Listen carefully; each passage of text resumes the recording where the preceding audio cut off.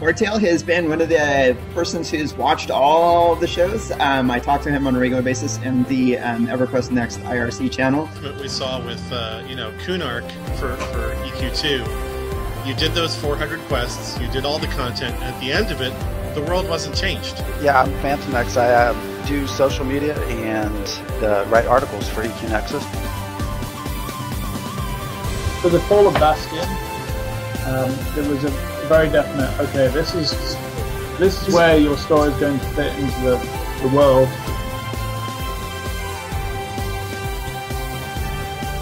Listen, fluffy looking bear, thank you. Listen, I went and I killed a dragon, and then 2 drops of whiskey hit my face, and I willed this manly beard into cow was raising, yes!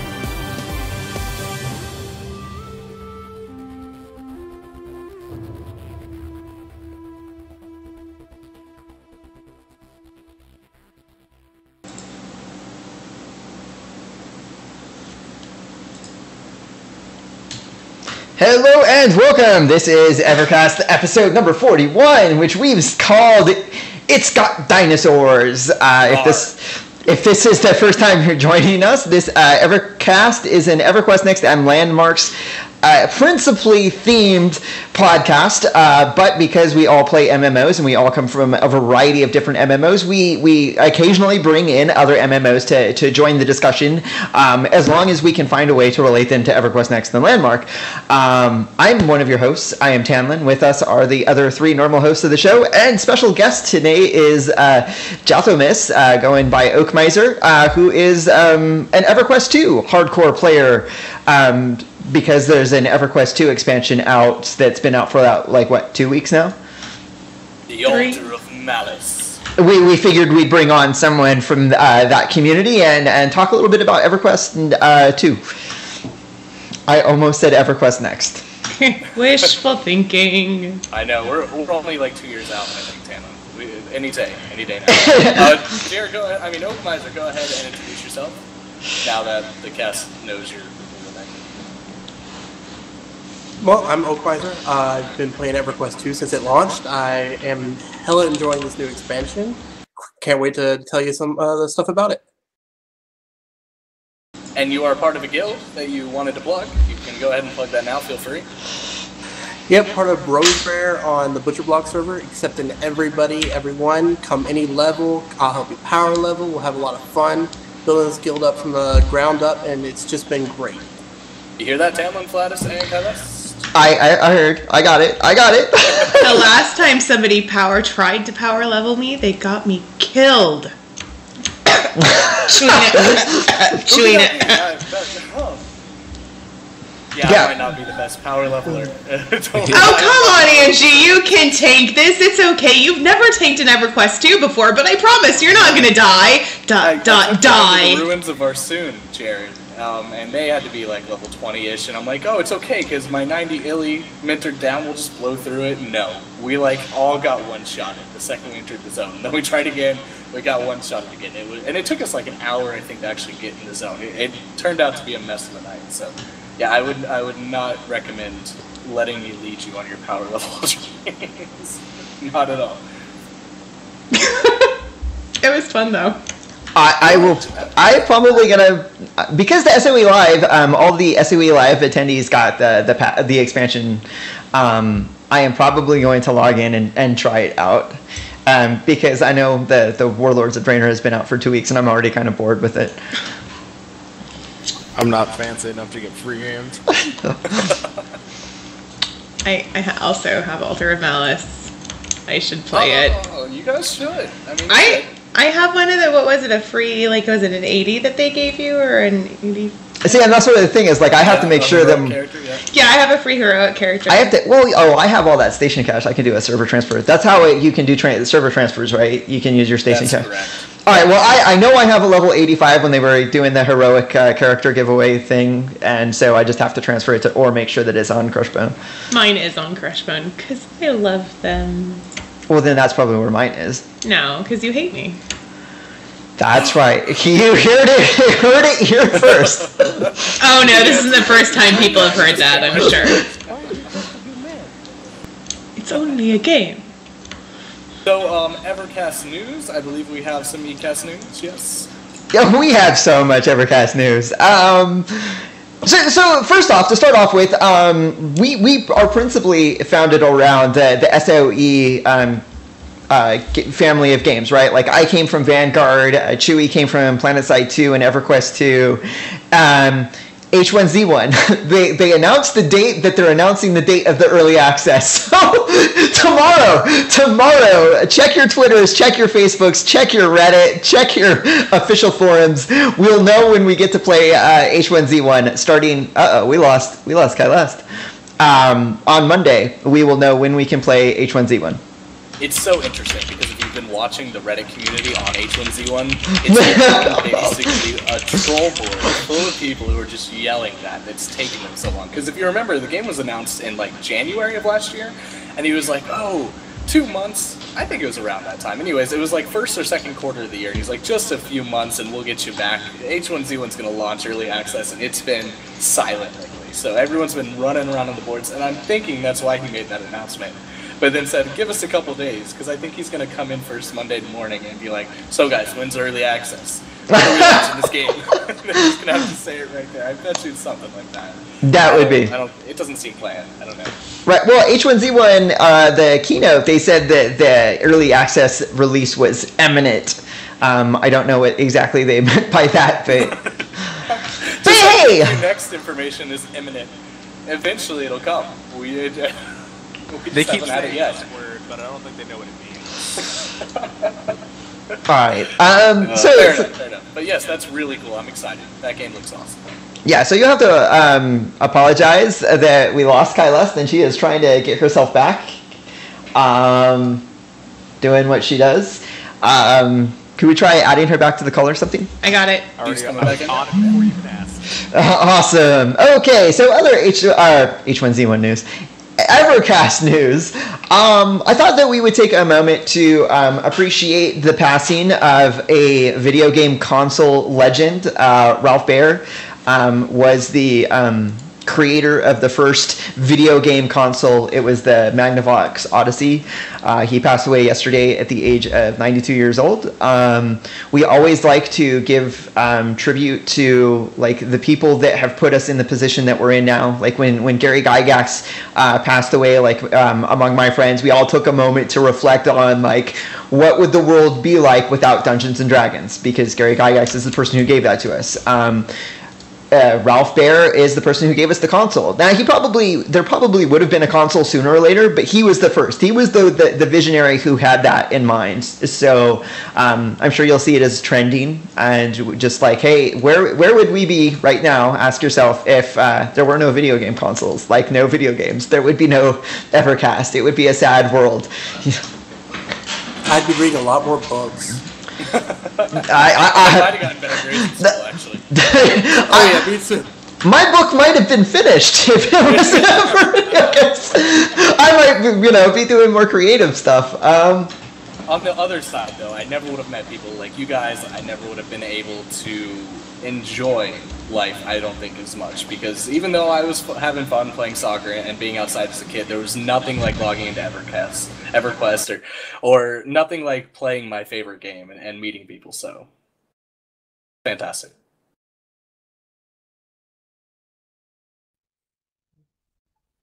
Oh, all right. Everything went really quiet. What's going on? Because we were supposed to have Kylest right back.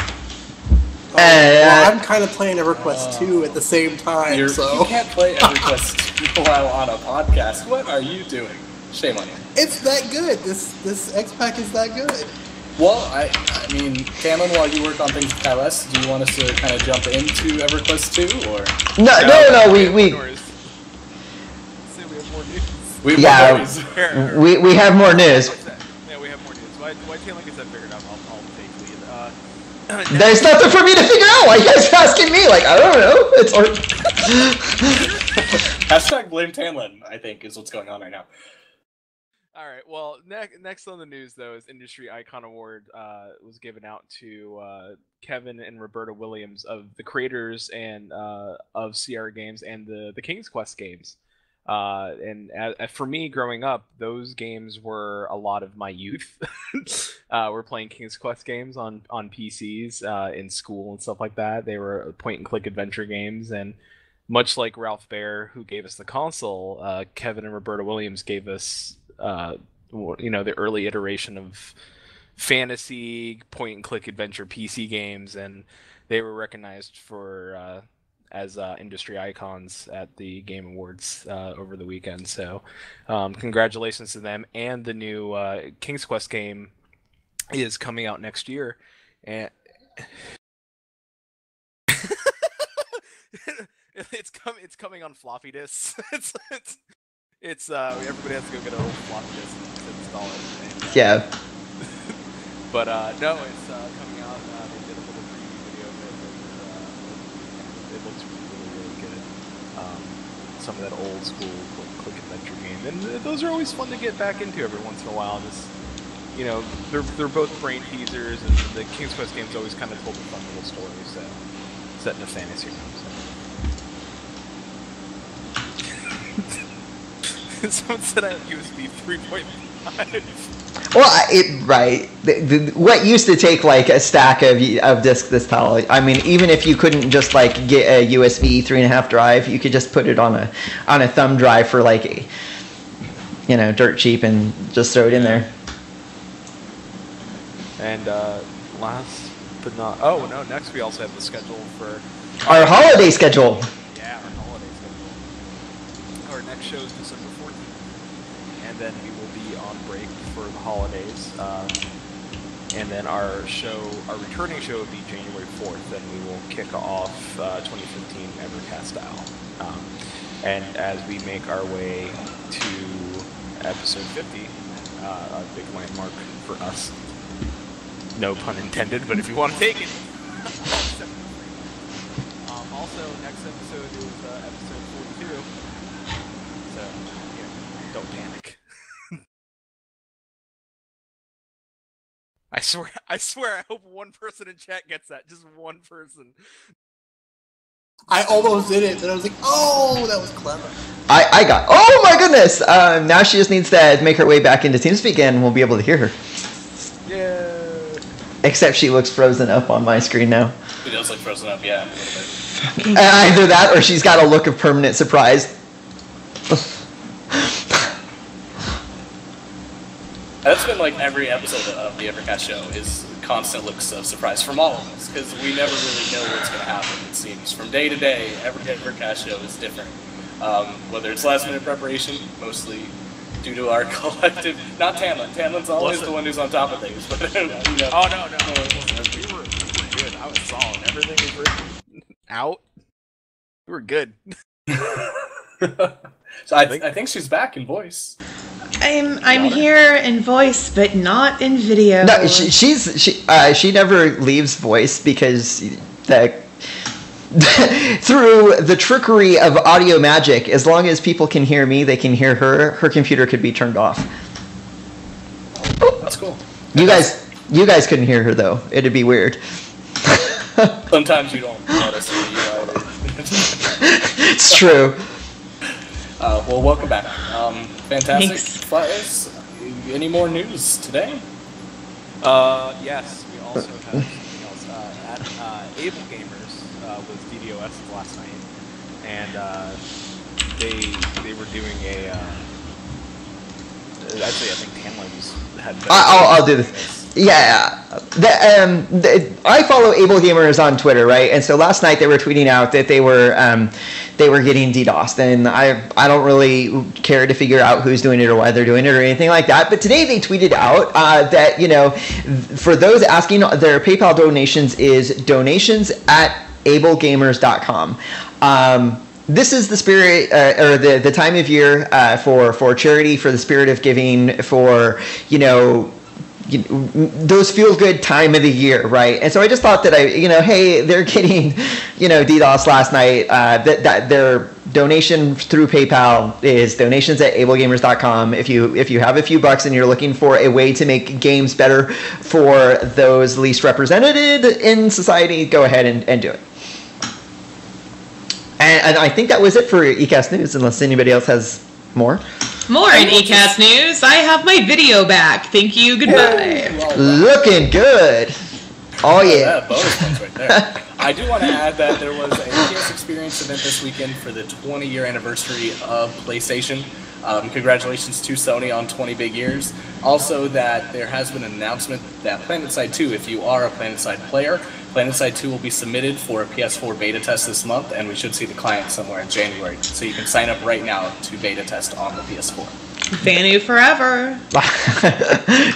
Whatever. TR for life. Yeah. Did you I'd rather go with wonderful picture from victory is our Live? tradition. Me and the girl in the van. Oh God, that was so good. I did. Yeah. I mean, girls. It was an NC guy, I think, that you were taking down. It wasn't a TR guy. There's no way it was. Yep. TR. Yeah, it was. I don't know. I should tweet it again. I'm a TR man, but I'll talk up the ladies on the base. Why is it all of these things that you say? I talk up the ladies that do XYZ. I fall into that category every single time.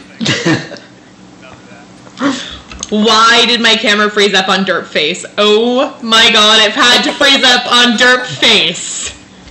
It's okay. Cray, look at you soon realize when we were playing games that I'll hit on NPC. They'll just walk up and be like, this is my future ex-wife. Well. Let us know. So, there's a Landmark. There's a massive update on the way to Landmark. Recently, over the past months, we've seen updates to UI, we've seen updates to performance, and we've seen a lot new textures, building textures added to the game. But this is the first time where we're finally getting some meat. It seems something that we've all been complaining about and complaining about. Tasty content. Who wants to start us off on what we're getting on the 15th? What's behind door number 2, Tamlin? Caves, and more caves. But I don't know if they're calling this the Caves 2.0 system, but what they're doing is they're adding in, it seems like they're adding in the tiered content of the cave system, right? So you've got all the way down to the core of the world. They're doing their team up, where Landmark builders are teaming up with developers to work on ruins that we will be able to discover deep in the hollow places in the earth, as we're exploring the cave system. Also included in the cave system is that they're going to redistribute the mineral veins from the surface of the world. Now you're it's been a while that to get the easiest access into the minerals, you're gonna have to go into the caves to find them. But now it's now you're gonna have to go into the caves regardless, whether or not it's the easiest place or not. Just adding to that, I think this is also going to redistribute them by tiers. So at SOE Live, we heard that the whole plan for Landmark is that you can dig down on any island and have different biomes under you. So you can get into a desert cave biome, right, at Tier 1. Well, that desert biome at Tier 1 is going to have different resources than a desert biome at Tier 5. So it's going to be up to the players to discover these tiers, because they're not going to change under the islands, but it's going to be important to define which islands have which tiers to figure out the materials. I remember when it was a pain in the butt to get rare trees based on biome. I can only imagine how hard it's going to be to travel to these other islands and dig underground to find these random locations of these resources. It might create a lot of scarcity, it might create a lot of frustration, but I'm okay. Well, if Landmark is a game about exploration where you're rewarding the harvesters, the people that like going out and getting those things. And I've mentioned before, somebody Corona tweeted out hey, I need this much lumicite to work on my fabulous PvP arena, and I'm that looks awesome. I'd be willing to help out, So I'm hoping that there are other players like me that are hey, I know where I can get this easy. Just give me 10, 15 minutes to get there, and I'll harvest it right up for you. So I think that's that they're putting in that type of application so that the people like me have that bit of content that we like doing.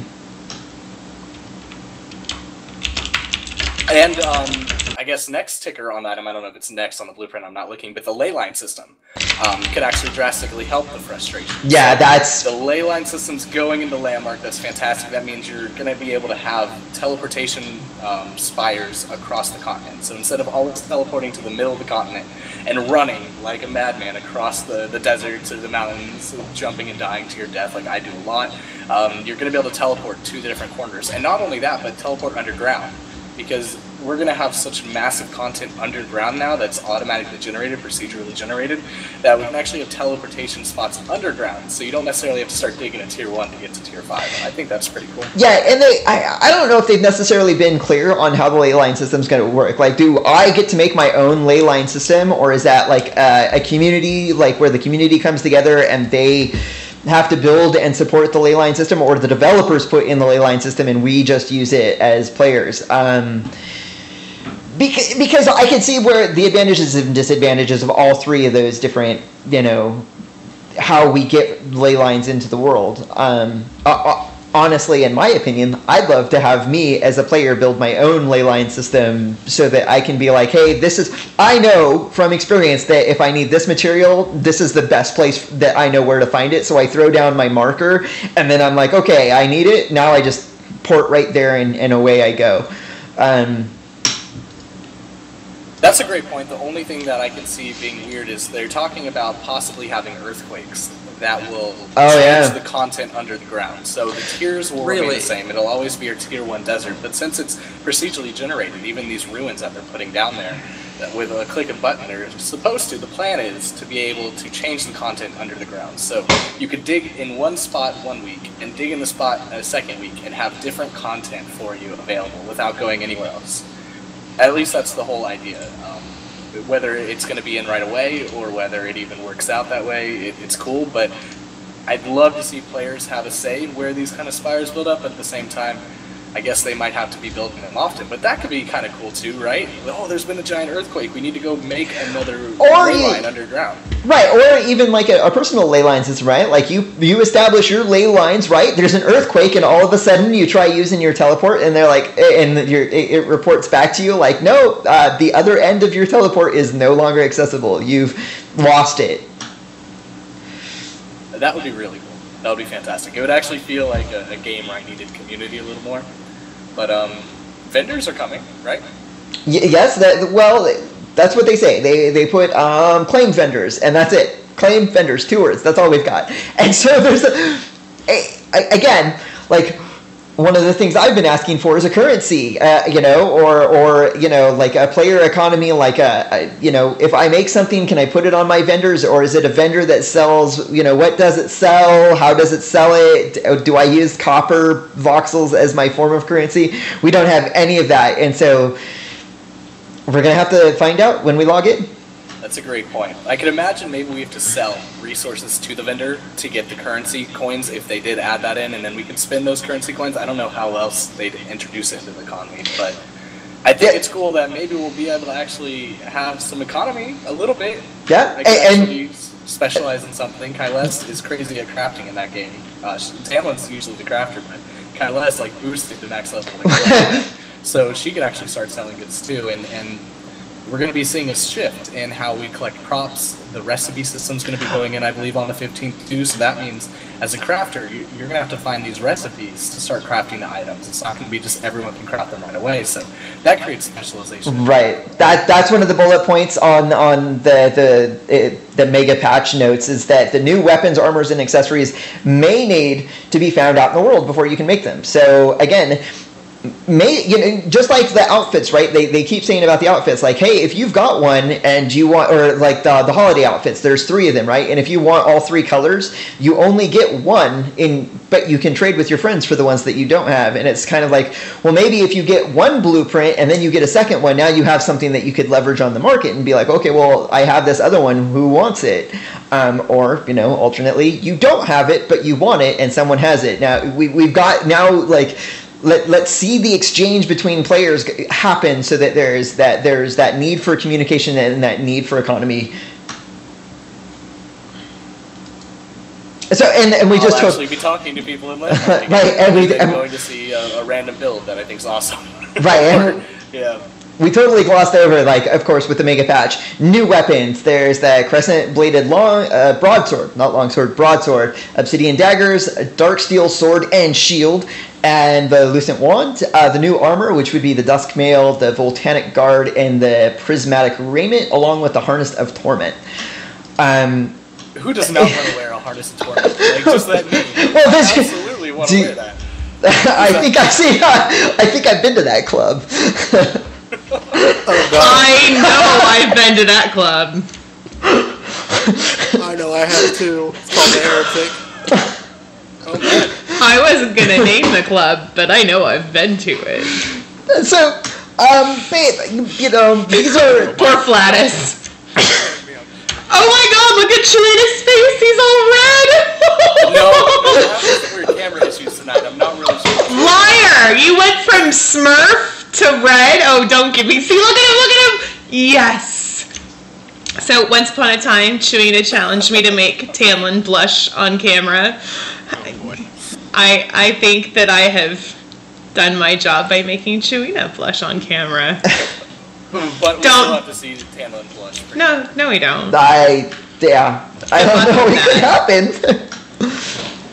I'm not gonna say that it's not. I just it doesn't come across very well.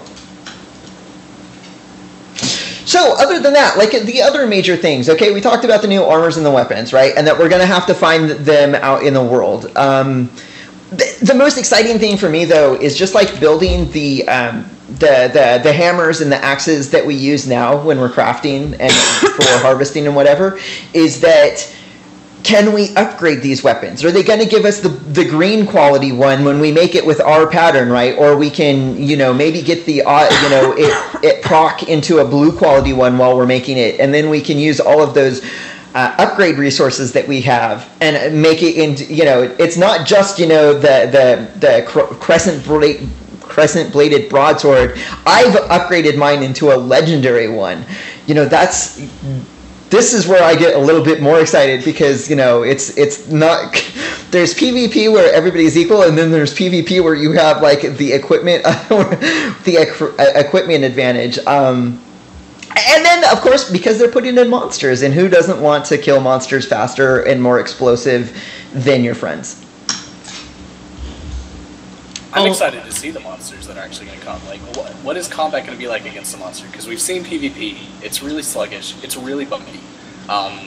And you're either jumping in there and attacking fast, or you're waiting for your spellcaster wand to finally hit the target. Like, whoever thought a snowball in Magic would travel so slow? I would never imagine. But anyways, I'm interested to see NPCs attacking back. You know, what's going to be the radius on these monsters? What kind of monsters are we going to see? At SOE Live, we saw like the weird floating octopus thing. Oh, jellyfish! Jellyfish. We saw it was a floating jellyfish. We have the chopper. Yeah, if you like, I'm gonna see if I can find pictures of them real quick because I know I captured some of them. Pictures, not the actual items. We're not that. Yeah, we don't. He's not a Pokemaster. Oh God. What? I'm plenty cool. I am. We also have a tidbit from Dave over Twitter that there's going to be extra monsters. So Brad Power, I don't know if you guys saw this Twitter rant last week. It was fantastic though, and we even had Dave and Brass at one point. But Dave basically confirmed that they have some surprises up their sleeves when it comes to monsters. So there's a chance we might actually be seeing some dragons. I don't know. But Dave, monsters. Dave is the conductor of the hype train. That is so true. Choo choo! All aboard. One little squirrel that they're adding in there. We would have no idea. Bro, yeah, he hyped up Dungeon Maker so much. That squirrel's going down. Yeah, so I have I've got pictures of 5 of the monsters that they released at pictures of at SOE Live, and then they put them on the Landmark Live show immediately after SOE Live. And so because the people can't see, my screen.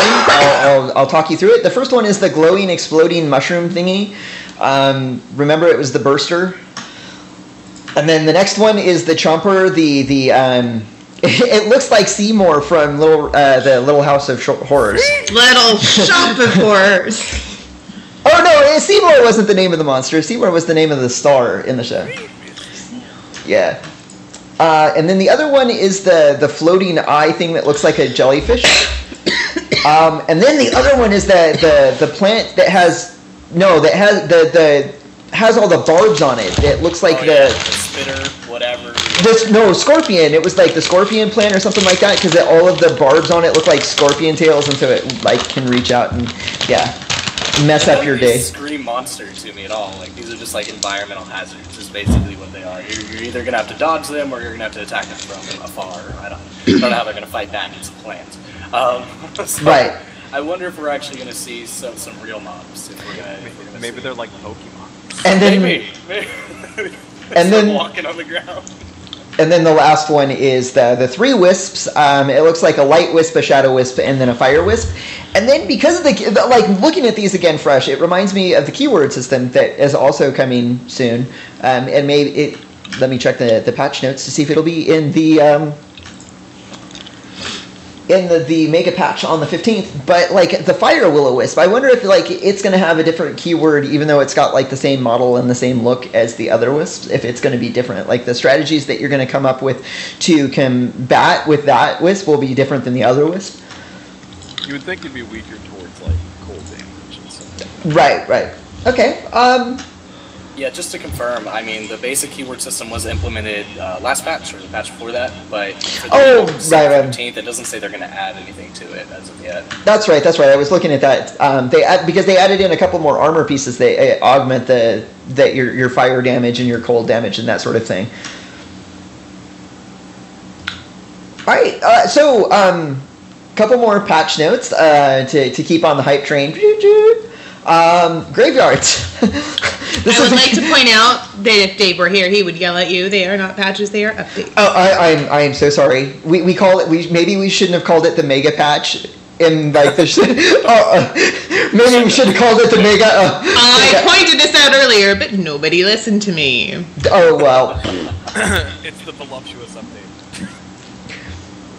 So, like, I don't know if you guys have gone cave diving and whatever, but one of the worst things that you can do while you're cave exploring is to fall down a hole and fall to your death, and then, like, have to resurrect back at the hub that might be across the island, and then, like, you're like, great, now I have to run all the way back over to where the cave is to get to where I was. And I think that that's even more critical when you think that now all caves are not going to be equal. Like, there's not going to be a tier island type cave system, like you're going to have to go down, and so maybe there will be, graveyards in the caves at, the critical. No, I agree, absolutely. And maybe when we teleport and die, we won't have to rerun and then teleport and die. That's still a bug that hurts the hell out of me. See, graveyards is cool. When I teleport back to my claim currently, like, I always teleport underneath my claim and fall, and I don't fall to my death, I just continuously fall, and so immediately after I have to do the evac to safety, maybe that's really interesting. Going back to the monsters, if that's cool, Feldon brought it up in chat, and that's what I want to talk about, is the pathing. We've heard months and months and months of them saying, we're having a hell of a time with pathing. They were making fun of Steve Klug for having to figure out pathing on a lot of the Karen builds. Like, how the hell are NPCs going to walk on this?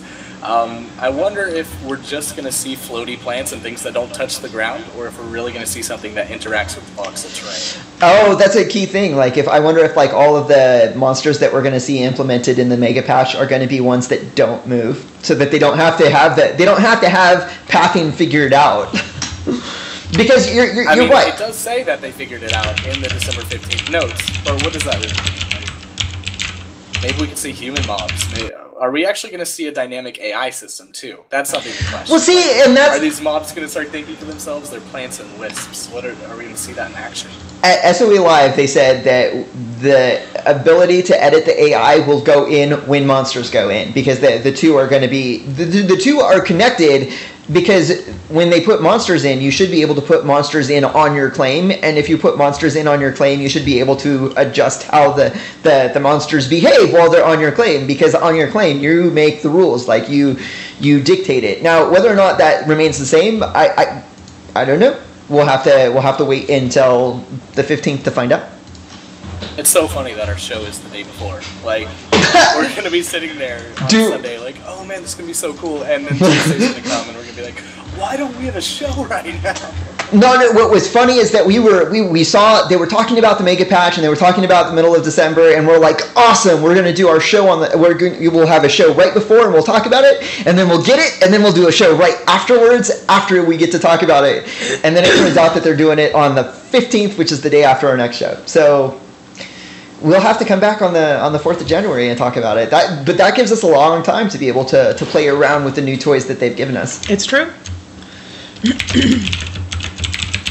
You've been really quiet, Oak Miser, and I know we're not talking about EQ2, but I did see recently on your social media that you posted you were downloading Landmark. Have you gotten to play it yet? I had it downloaded before, so I updated it, and I really think I need to upgrade my video card because it just is so bogged down. It's that I probably need to upgrade processor. I'll probably do that right after Christmas with my income taxes. Yeah, it's kind of weird. My optimizations got really good after the optimization patch, and then this last one kind of killed it again. So I'm back where I am, and I have a pretty good CPU and graphics card, but I'm still pretty bogged down. How are you doing, Tanlin? You have a pretty decent computer there. It's decent. I mean, I played EverQuest 2 pretty damn well, and it looks great when I play it. I've recently been able to get to max graphics and not had any problem, but just when I logged into Landmark, it was crap. For me, it's weird because there are a lot of hitching that goes on. Like when I feel that sometimes I get fabulous frame rates. Like I'm hitting the 50 and 60, which is what I like to see when I'm playing, right? And then other times it's like it stutters. I click on things and I'm not interacting with them. I ask it to bring up the craft menu and it doesn't pop up. Like I have to close it and then bring it up again. And I don't know if that's like an internet issue, if that's a computer issue, or if that's a client issue. I have no idea. Because do we want to move on from the patch and talk a little bit about experience in Landmark, or because I've started playing again and I've got my groove back. I'm ready to play it a little bit more. I went to log in the other day and I was so close. I passed it away and I pressed play and I logged in, and then right before my character loaded, I clicked X. Because I talked myself out of it. I'm like, I really want to explore. I love how pretty this game is at times. It has so much potential. And then I actually go to start playing it, and I'm like, there's really nothing for me to do. Close, open up Steam, and I played something else instead. But the 15th might change that for me. I definitely think it's going to change that for me. Sometimes that happens too, where you're like you play what they implement, and it's like, well, all right, I got a feel for it, and then it's like, well, there's nothing. Then you just wait, and then there's that lull where it's like, all right, then I got to kind of wait for the next new thing to try that out. This update offers a lot of things. The Caves 2.0 system, the monsters for one is pretty big. The new this is more towards where this would make me want to play more. I say a lot of the things that people that play Minecraft don't have when they play. Like I could play Minecraft or I could play Landmark, but if I play Minecraft, I have all of this other stuff. And when I play Landmark, I don't have it. Well, now a lot of those things that Minecraft have are going to be in the game. There's still like a lot of questions that we'll get to see how they're answered once we get the patch, but it is a pretty sizable one. As for me, you want to know the dumbest thing, right? Like, so I log in and I notice I have mail, and normally it's because my previous claims has expired, and it's like, empty out your overload storage because you've got all this crap. But every time I've logged in after losing my claim, they've also sent me like, oh, and your upkeep's been extended from like, what was it, 10 to 14 to 21. Finally, I logged in the other day. It's up to 25 days now. That's great. So every time, I see it as a challenge. Like I need to hit 25 days of upkeep in the bank, and because once you've got that, you've got like all I have to do is maintain it once it's there. And so like I've been logging in to do, to build up my upkeep, because it takes it's no longer just like 5 or 10 minutes to cap out your upkeep when you're talking about 25 days. It probably takes me like 3 hours or so. But building in Landmark, I'm going to tell you, some people are awesome at it and they groove on it. It's natural to them. I find that like my ability to design in my head is much bigger than my ability to design in the game. And some of the things in the game, like, it becomes super frustrating, right? Because it's silly things. Like in the last patch from last week, not the update, not patch, update from last week, they gave us the starter templates, right? That's awesome, because now you don't have to think about how to make a column or how to make an oval. You can just go and you can throw down that starter template and you can start building, right? So like it's really easy and intuitive to figure out like, hey, with a 90-degree arc of a circle of a certain size, I can build a ring, and if I can build a ring, I can build a column, and then I can paint that column, bam, stone tower, right? That's awesome, right? Here's where it becomes non-intuitive, very hard, and frustrating. To put that tower in the ground, it has to be flat, because the voxels do not let you, like if you've got a slope and you put the cylinder in the slope, it doesn't like it. Because when you copy and you paste it, it will paste the air around the tower so that you have, and then it's like, okay, well then I just need to fill in the voxels that were removed. You can't. You have to have like so there's the circle of the tower, and then you need the reverse of the circle of the dirt around the tower at maybe an angle if it's on a hill. And it's like, okay, so I just took a very simple thing that I would like to do. Throw a tower in the ground and build a mage tower or whatever. And all of a sudden, instead of being a really simple thing, it's very, very complicated. Or you can go the simple route and just edit, delete, make it a flat surface, and you put your round tower on a flat surface, and it looks like you threw it together like that. It looks amateurish. It doesn't flow naturally. So, like, not only are you building with, like, you're also landscaping. Yeah, I mean, you'll want to pace without air. Have you tried that yet? There is a way to kind of get around it a little bit. Like, the roaming vectors are still going to cause voxels to mesh and things like that in certain areas, but when you go to place the template, I guess, God, it's been so long, you used to press shift to go into the little placement mode. They called it like the design editor or advanced builder tool. I don't know what it's called. I apologize. But there's a little checkbox that says paste without air. Try that next time and see if that helps a little bit. It's supposed to take out all the air voxels and allow you to do it. Yeah, so we'll see, because it's still very... Yeah. It definitely still is. You have to have like a handle on that voxel engine. It's so different than any other game I've played, really. Because Minecraft, you didn't worry about smoothing or anything like that. You placed a block and you were done. It was a giant-ass block. I didn't have to do anything. Second Life, it was object-based, so it was a pure object in the world. If it touched something, it just touched something or it went through it. I will say, though, that if you guys are following legendary Neurotoxin and watch his content and creation shows, the stuff he tweeted out today is like fascinating. So I understand it is still frustrating for most players, but maybe like the adventuring aspect will finally let us normal people enjoy the game. Well, but there's some amazing stuff out there. I brought it up before. I'm like, is there have we gotten to the point where like I have a vision, I would like to hire someone to come and do it. So like, where is the exchange? Like builders and visionaries and community managers and like harvesters and crafters. Like there has to be this interdependency and this cross exchange, because that was the thing that the SOE employee, they recognized it. Like right now, Landmark is a game for builders, and they have to change that to see the game grow. And like they added in PvP, and that was. We only have 15 minutes. Yeah, we only have 15 minutes, so I don't know if we want to open up that can of worms back up. But let's just say that PvP is rough, but it is what it is, and it is the early edition of it. Now we're going to see what PvE is like, where we're fighting against mobs and stuff like that. So they're giving more tools, more carrots for the adventurers to chase after. And again, like I just said, they need to make sure that they're creating the game that other people can come and enjoy. Most definitely. I completely agree. There are a couple other things on the update that I just want to bring up too, before we move on from anything. One is very interesting. It's phase 1 of linking and triggering interactive options for props. So possibly animating props, things like that. I'm sure the basic ones will be rotate or I don't know, change texture or something like that. Basic scripts. But it seems like we're finally going to be able to put some life into the creations a little bit.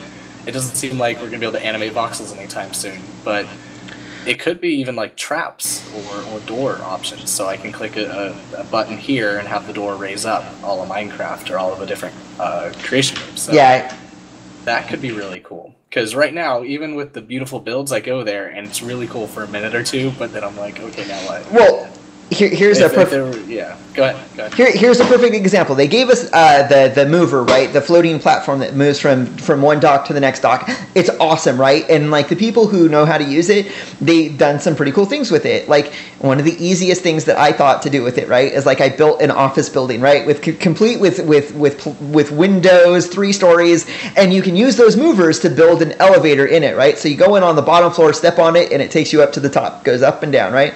Here's what you can't do. You can't step on it and tell you to take it to the 2nd floor or the 3rd floor or the top floor. It will go from the bottom to the top and then back to the bottom.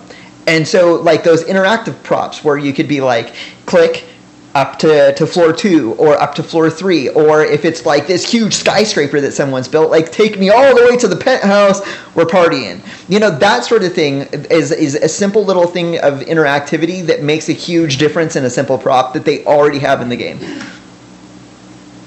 I guess that was like multiple docking, and then like the teleporters, right, where you could have one teleport hub and multiple destinations that you could go to, right? So you basically, like the elevator, instead of teleporting me to this only one static location, like give me an option. I want to teleport to the the dungeon, or I want to teleport to the observatory, or teleport to the secret getaway so that I can exit my castle without the heroes finding me. I guess I'm just gonna have to. Sorry, I guess I'm just gonna have to build like an old school Star Trek, the original series, like teleporter pad that's got like the. Perfect. That would be so epic, right? You just someone. I'm going to tweet that out. Make it so? No, I'm going to tweet it out after the show. Someone needs to recreate the teleporter tech in Landmark. So we could like step onto the teleport tech. It was my freaking idea! Well, get to it. While we're on the subject, there's so much potential for builds like that, like group builds and things. Like, why do we not have Star Trek continents yet? Why do we not have Star Wars continents where all the builds are themed? Because that was the whole idea. These player communities can form and move and things like that. But we haven't seen that at all. I think we have. Individual builds, right? Give me because they just announced the team up, right? The players teaming up with the developers to build the ruins. And the ruins are genre agnostic, right? It's like, make a ruin that you can find in any story setting anywhere, and once we because you're working with the devs, once the devs sign out on it, they're putting it in the game. It could be like futuristic ruins or fantasy ruins or modern ruins, whatever. Can I make like sci-fi Tron-esque ruins? I want to do that. I want to do ruins that has like some lumicite in it. Get all glowy shit and stuff, yo. I fight for the dead, apparently. They're ruins. And I think that Oakmiser was about to say something too. Well, I think the reason we don't see that aspect really blow up like you can in Minecraft is, like, if I'm not mistaken, I mean, it's still kind of closed beta, right? It's not. You still gotta pay or win a key. So easy, like if someone wanted to play this game, they could easily play this game. Okay, I didn't realize keys were that easy. I mean, I know I've got one from SOE 2013.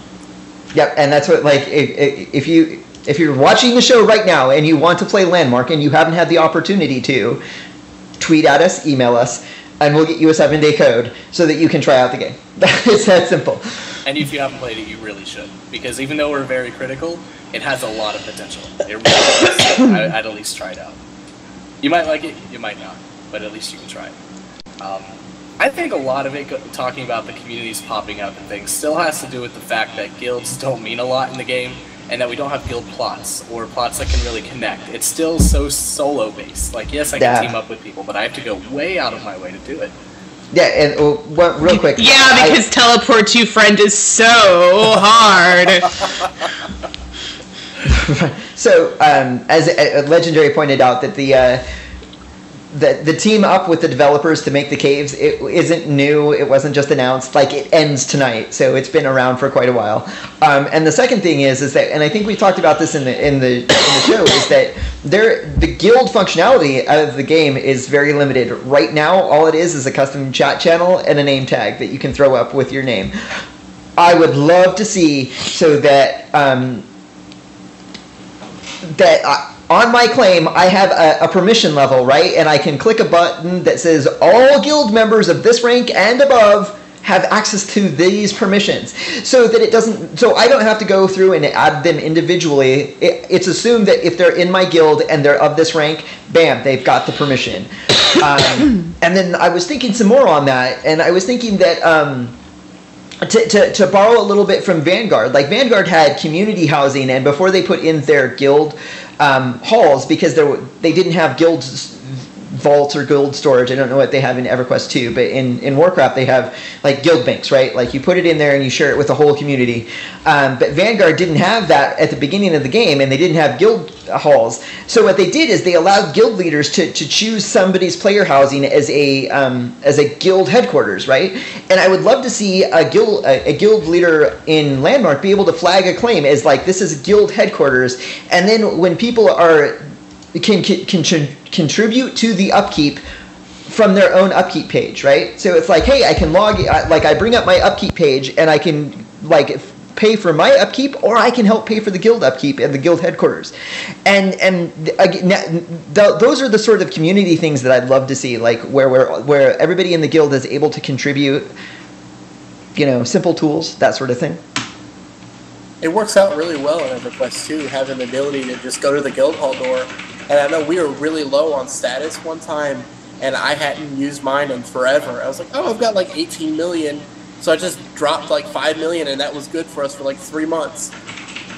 Teleport to guild claim too. That was the other thing I was thinking of. Having a guild headquarters, especially once we get NPC vendors that we can throw on our claim, right? Like, so now you have a teleport to guild headquarters. Maybe it uses a portal shard, but it allows you to like. And then of course there's the cheating way where you just throw it up on the gallery and someone knows what to say. Without any requirement. Yeah, but it's still. I've never heard anyone complain about that. It's so hard because it's the most easiest shortcut you've ever imagined in this game. Yet I don't see a single player ever complain. Yeah, what? Getting stuck and having to travel too. I'm such an idiot. I've been using it just dawned on me that I've been using portal shards to teleport back to my own claim. I need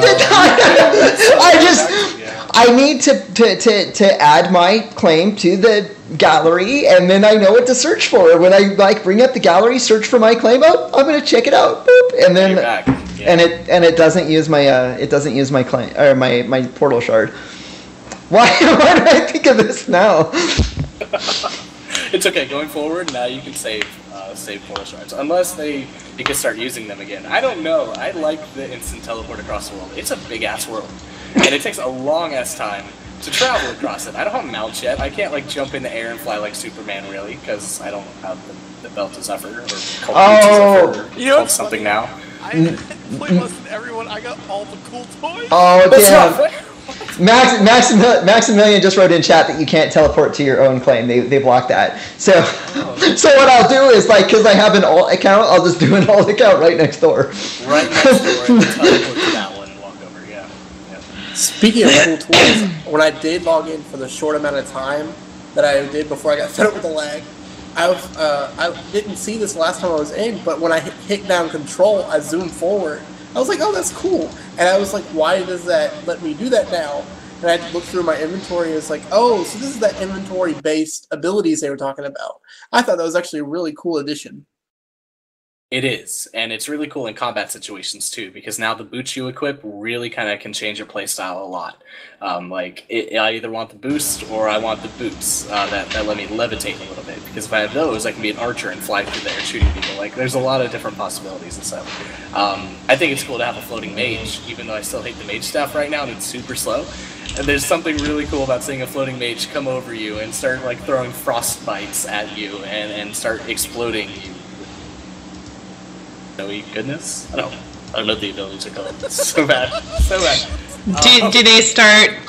Please tell me that when they're throwing snowballs of snowy goodness at you, that they're asking if you want to build a snowman. I was about to say it. Is that... Or telling you that they could have gone different ways. Could have gone different ways. Oh gosh. Thank you.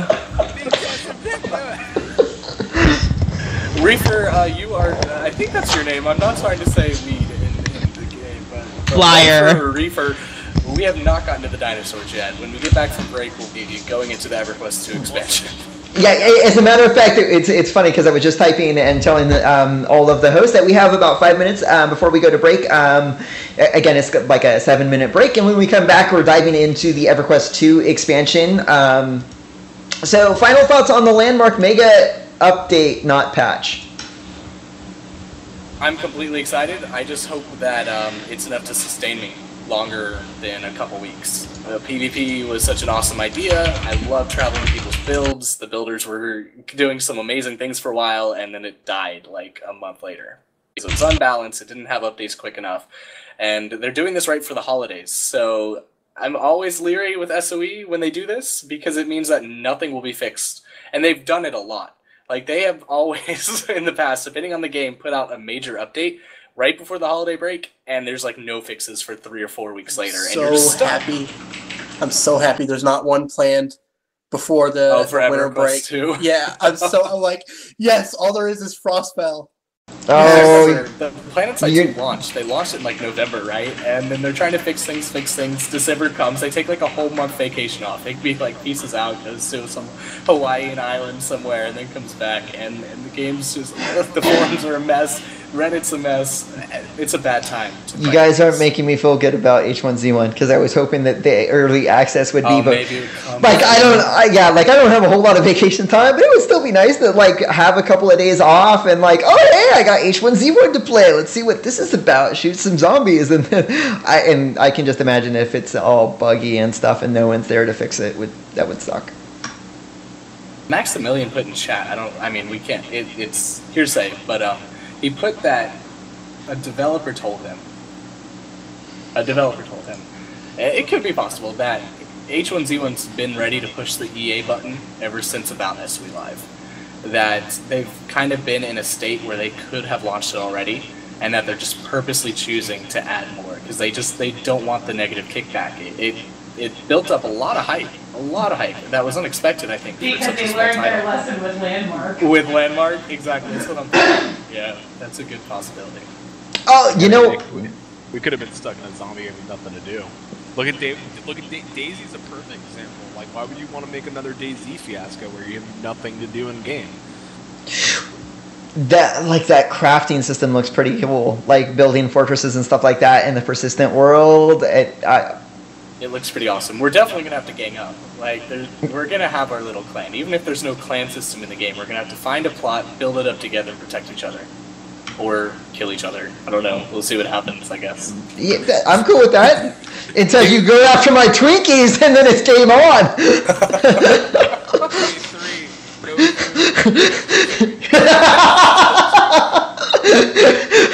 I'm going to remember that now. I am going to make sure I craft the weapon first thing. I'll let you guys do the harvesting and the building. I'm going for the weapons.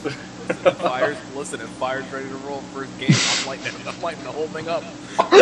That was something they teased on, and I really hope it's true. The ability to light somebody tweeted out something about exploding barrels in the world, and like, is that a feature that you would like to see in the game?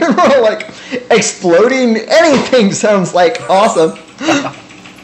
See, my only fear is like, I like FPSs, not a whole lot, but enough to try them out. But when I did, what was that one that was a sci-fi based one that's also a Sci-Fi Channel show? Defiance. Yeah, I tried out the MMO and it just kind of was like totally boring MMO. So boring. A lot of the things that were wrong with Defiance were also the things that were wrong with Rift, in that they called it dynamic events, right? Like, you would have the arc fall that was like this random dynamic event, and it was random for like the first 2 or 3 times you saw it, and then after that you're like, oh, it's the Hellbug arc fall in this location that randomly happens. So I was like, oh, I haven't seen this one before. And it's the same thing with Rift. Rift would do that, like, oh, hey, they spawned a Rift to the Shadow Plane. I wonder what mobs it's going to spawn, because it spawned the same mobs, maybe in a different order. I don't know. So before we go to break, because it's about that time, last final thoughts on the mega update / patch for Landmark. We all sound like we're a little hyped for it. Speak for yourself. Okay, all of us but Kylest. It is going to be broken as hell, because every single freaking update requires an update to update their update before the update actually works. So I will be excited in 3 weeks when they get the updates for the updates for the updates for the updates to make the actual updates. She's right. She is right. She's kind of right. I think in chat they were talking about they think it might be the 17th already instead of the 15th, just based on patching times and stuff. That's so true. Wait, you can't just say that's an SOE thing. That because like True. Warcraft just opened up they just opened up their raid zone High Mall. And like, it was supposed to go live on Tuesday, but if you tried raiding on Tuesday, good luck. Nope, wasn't happening. Right, but Wednesday it was fixed. Am I right? That's true. But still. Tell me the last time that Sony said, "Hey, we're really sorry. This is busted. We'll have it done tomorrow," and it was actually done the next day. It didn't take them too long to get shit fixed with Alternate Malice, though. I will say that. Fair Has I think very good. the first 2 weeks, it was rocky. People would find bugs, but they get it fixed. Every day there was a patch trying to catch up and get it right. I really appreciate it. Holly and the EQ2 team kill it. Like, they really do kill it. The EQ2 team kills, like, the updates, kills, like, their patches and their monthly updates and stuff. They do kill that. Well, in Sony's defense, and I don't mean this in a slanderous, slamming sort of way, but they're like, what, a quarter or a fifth of the company that Blizzard is, which is who I'm comparing it to. It is apples to oranges. Sure, they write the same type of things and they do the same kind of things, but how many games does Sony keep current right now and try to update versus how many people that they have actually working on those games? And then compare that to the amount of games that Blizzard is running with the number of employees that they have. And it's really not a fair comparison against Sony. So I will say that. Yeah, it's not, but they do. Like, I've never had an expansion I walk into and had this much content. This is the biggest expansion I've felt they've ever made. Every zone has at least 5 versions. 5. And they not only do they find a different way to convey how that zone looks, but the strats are all completely different. They came out with 2 new dungeon types that we never even had before. And I'll get to that when I go over the expansion, but it's way better than they've ever done before. I guess that'll be a little preview for after the break. Quite a good teaser. Are you sure you don't do this for a living? Perfect teaser. I'm so looking forward to hearing about it. All right, so we've got some videos for the break. It's going to be about 7 minutes if you want to get up and, do your own thing. Walk the dogs. So a couple of them are some holiday songs. One of them is not. I hope you enjoy, and we'll see you out of the break. Does our special guest want to camp us out? Flatus, what were you grabbing? Well, okay, Kevin, in 5, 4, 3, 2, and 1. We'll see you after the break, guys.